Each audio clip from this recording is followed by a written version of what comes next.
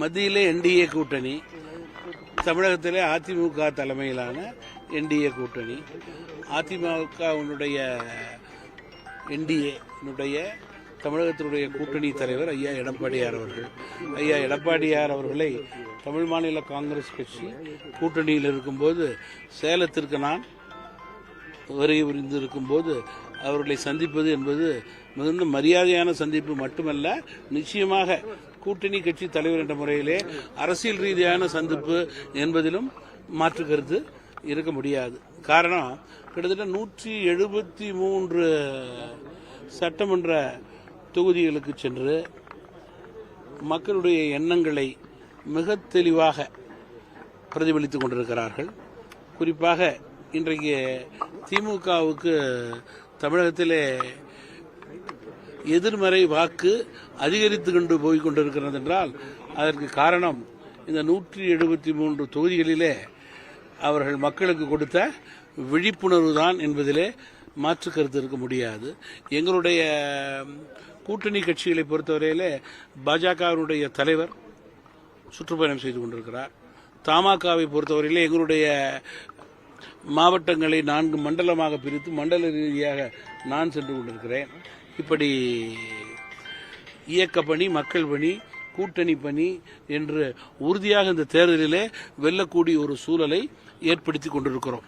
அந்த வகையிலே கூட்டணி கட்சி தலைவர் என்ற முறையிலே ஐயா எடப்பாடியார் அவர்களை சேலத்திற்கு வருகை புரிந்திருக்கின்றேன் என்ற காரணத்தினால் நேரடியாக சந்தித்து அவர்களோடு நான் அரசியல் பேசினேன் என்றே கூறலாம். மரியாதை நிமித்தமான சந்திப்பு என்றாலும் கூட, காரணம் இது தேர்தல் காலம், அரசியல் வரப்போகிறது.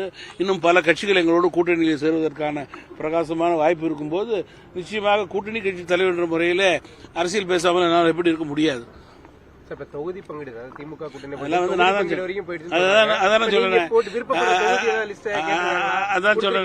அதான் தம்பி சொல்றேன். எங்களது கூட்டணியை பொறுத்தவரையில வெற்றி வாய்ப்பு இந்த கூட்டணிக்கு பிரகாசமாக இருக்கிறது. மீண்டும் கூறுகிறேன், தமிழகத்தினுடைய முதல் பெரிய கட்சி அதிமுக, மத்தியில பெரிய கட்சி பாஜக.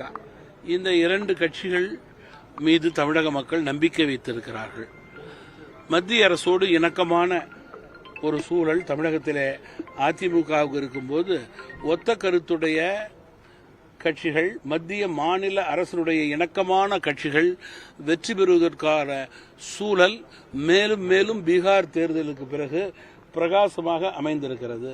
பீகார் தேர்தலுக்கு பிறகு எடுத்துக்காட்டான தேர்தலாக ஜாதி, மதம், மொழி, இனம் இவைகளுக்கெல்லாம் அப்பாற்பட்டு வளர்ச்சி வளர்ச்சி வளர்ச்சி, மத்திய மாநில அரசுடைய இணக்கம் என்ற ரீதியிலே பிரதமர் மோடி, அதிமுக தலைமை எடப்பாடியார் என்ற ரீதியிலே எங்களுக்கு வாக்களிப்பார்கள் என்பதிலே மாற்று கருத்தே கிடையாது. இன்னும் பல கட்சிகள் எங்களோடு கூட்டணி சேருவதற்கான காலம் நேரம் இருக்கிறது. பொறுத்திருந்து பாருங்கள். இன்னும் காலம் நேரம் இருக்கிறது. இன்னும் கூட்டணிகள் எங்களோடு வந்து சேரக்கூடிய வாய்ப்பு நிறைய இருக்கிறது. வெளியே போனவங்க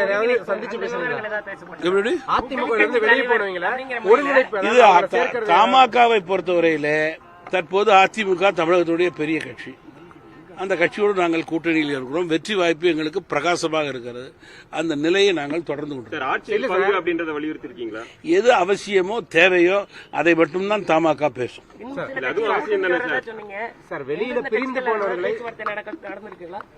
கூட்டணிக்கு வரக்கூடிய கட்சிகள் எல்லாம் தொடர்ந்து அதிமுகவுடைய செயல்பாடு, எடப்பாடியார் அவருடைய சுற்றுப்பயணம், மக்களுடைய எழுச்சி, மத்திய அரசுடைய மாநிலத்திற்கான திட்டங்கள், மாற்றாந்தான் மனப்பான்மையில் செயல்பாடு, பீகார் தேர்தலுடைய எதிரொலி, மத்திய மாநில அரசு இணக்கம், வெற்றி என்பதையெல்லாம் கூர்ந்து கவனித்துக் கொண்டிருப்பார்கள். சரியான முடிவை சரியான நேரத்தில் எந்த கூட்டணியிலும் இல்லாத கட்சிகள் எடுப்பார்கள் என்பதிலே மாற்று கருத்து இருக்க முடியாது. தமிழ்நாட்டிலேயும் அந்த அளவுக்கான அதிகப்படியான சீட் எடுக்கிறதுக்கான வாய்ப்பு இருக்கு சார். பீகார் போன்று அதிகப்படியான சீட் இங்க நம்ம கூட்டணி வெற்றி பெறுவதற்கான வாய்ப்பு இருக்கு. நீங்க ஒத்த கருத்துடையவர்களெல்லாம் என்டிஏ, பாஜக, அதிமுகவில் ஒன்று சேர்ந்து குறிக்கோள் ஆட்சியாளர்களை மாற்ற வேண்டும் என்பதை நிறைவேற்றும் முடியும் என்றால் அது முடியும். பீகாரை விட அதிகம் கூட நம்பர் கிடைக்கிறதுக்கு வாய்ப்பு இருக்கு.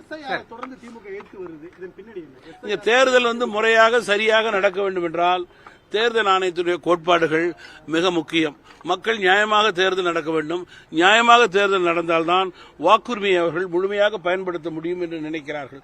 இதுக்கு தடையாக திமுக இருந்தால் தோல்வி பயம் என்றுதான் கூற வேண்டும். சார், காங்கிரஸ் தலைவர் உட்பட திமுக தமிழகத்தில் தொடர்ந்து பெண்களுக்கு பாதுகாப்பு இல்ல, அதே மாதிரி போதைப் பொருள் கலாச்சாரம் அதிகரிச்சு வருகிறாங்க. பாமக சார்பில் என்ன நடவடிக்கை எடுக்கப்படுகிறது? சட்டம் ஒழுங்கு தமிழகத்திலே சீர்குலைந்திருக்கிறது என்பதற்கு தினந்தோறும் தொலைக்காட்சியும் பத்திரிகையுமே அதனுடைய செய்திகளே எடுத்துக்காட்டு.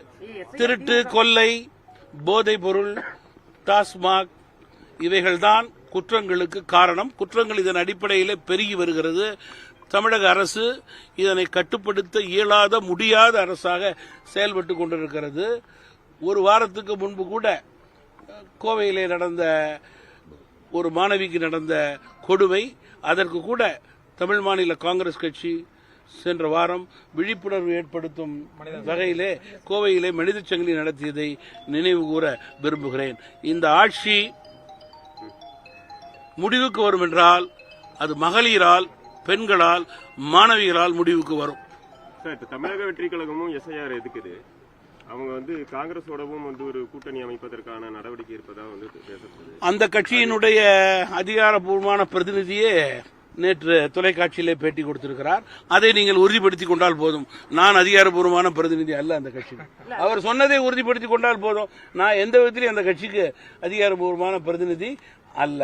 திமுக போலவே தமிழக வெற்றி கழகமும் எஸ்ஐஆர் எதிர்க்கிறாங்க. இல்ல, எஸ்ஐஆர் எதிர்க்கிறாங்கன்னா அதுல இந்த மாற்றங்கள் இருந்தா நல்லா இருக்கும், அந்த மாற்றங்கள் இருந்தா நல்லா இருக்கும் அப்படின்னு எதிர்க்கிறாங்களே ஒழிஞ்சு திமுகவை போல தோல்வி பயத்தின் அடிப்படையில் எஸ்ஐஆர் கூடாது என்று அவர்கள் சொல்லவில்லை. அதுதான் அதுல உள்ள திருத்தம், மாற்றம்.